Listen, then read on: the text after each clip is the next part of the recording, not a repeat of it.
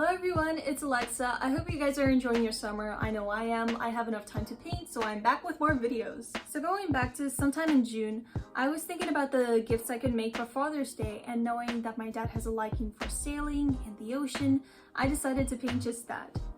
A sailboat positioned just before a sunrise in the middle of a lively ocean. Essentially, this is what we're making today, so feel free to follow along the tutorial or just watch. Let's go! Usually when I paint, I have a reference photo or a sketch that lets me know where everything is supposed to be. Unfortunately, the specific image I had in mind was nowhere on the 3 internet pages I looked over. And since I didn't want to spend too much time searching for what I wanted to paint, I just gathered 3 photos that individually represented what I wanted to see and taped them together using the screenshot tools. So this became my final piece. The colors you will need are some sort of dark blue, red, white, orange, and black. You will notice I have a shade of turquoise, but honestly, it could be substituted with a little green. Now, my first trial of the sky was pretty much a failure, so I actually painted over the original attempt. So yeah, the mistake was made, but I covered it up. Sorry, Bob Ross. Meanwhile, I got tired and actually missed the Father's Day deadline, but we went canoeing that day, which was pretty cool. And now fast forward sometime later. Your first step would be to establish your background tint and to create 3 different shades of the main color. Example, my main background colors will be blue and pink, my tint would be gray. This means that all my colors will have just a little bit of black paint in the mixture. I put the darker shades on the edges of the painting because I work from the top down. The sun is currently positioned at the lower middle, meaning the lighter shades will trend up from the bottom until they gradually mix in with the dark.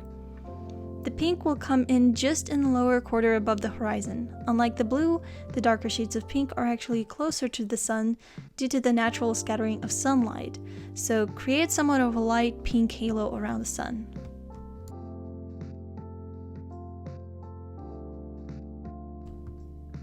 The shape of the clouds is actually very strange. I honestly just dab on the paint until it looks like one.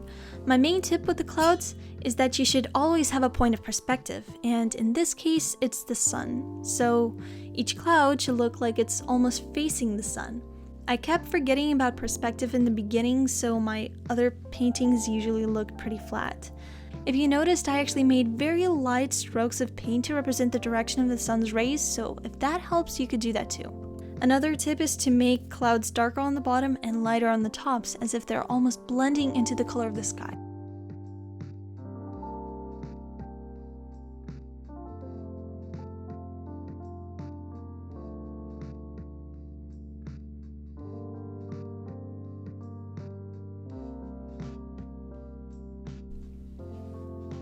After finishing the sky, you want to create a completely different color for the ocean. If you look at my reference photo that I made, the water is more turquoise than any other color, so my tint would be the little turquoise I showed before, and the main color would be blue. The reference photo has a patch of the ocean that is much lighter than the other sections, so we want to create a gradient where the darker colors transition to the lighter patch. To create the waves, you want to know where to start the curve. A good way is to imagine a roll of ribbon. If you pull on one end, the ribbon has to gradually curve upwards. In a similar way, the wave can't just appear perpendicular to the water.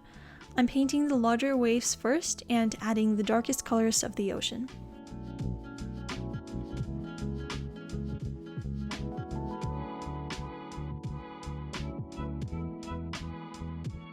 After that, I add the texture, and by that I mean the white sea foam that gives the ocean its liveliness.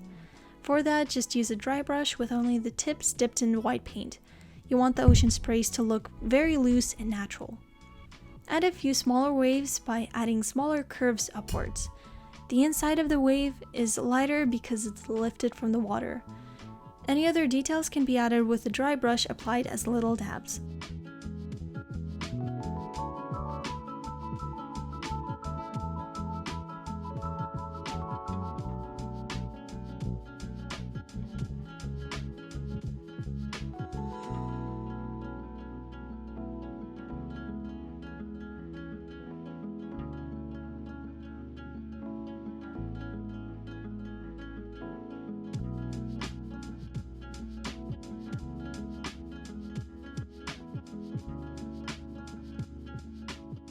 The light patch we worked on before is a collection of sea foam, so the same technique should be applied to create the droplets of water in that area.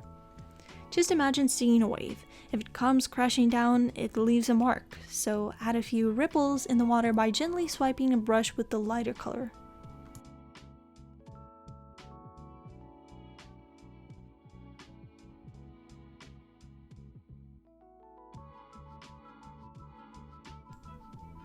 The sailboat was probably the most difficult part of the drawing, and to be frank, I really wasn't successful with it, but I'll tell you what I did anyways. If you look at the sailboat, you can see that the shadows are mostly blue, which means that the boat should have a blue tint. Draw the outline of the boat and paint the sail white with gray shadows, while the boat itself should be light blue with blue tinted shadows.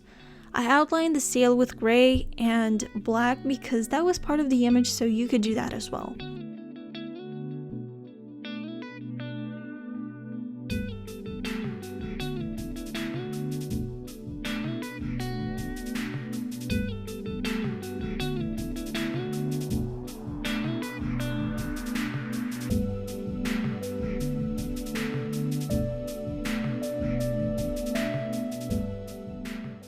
And finally, we have our result.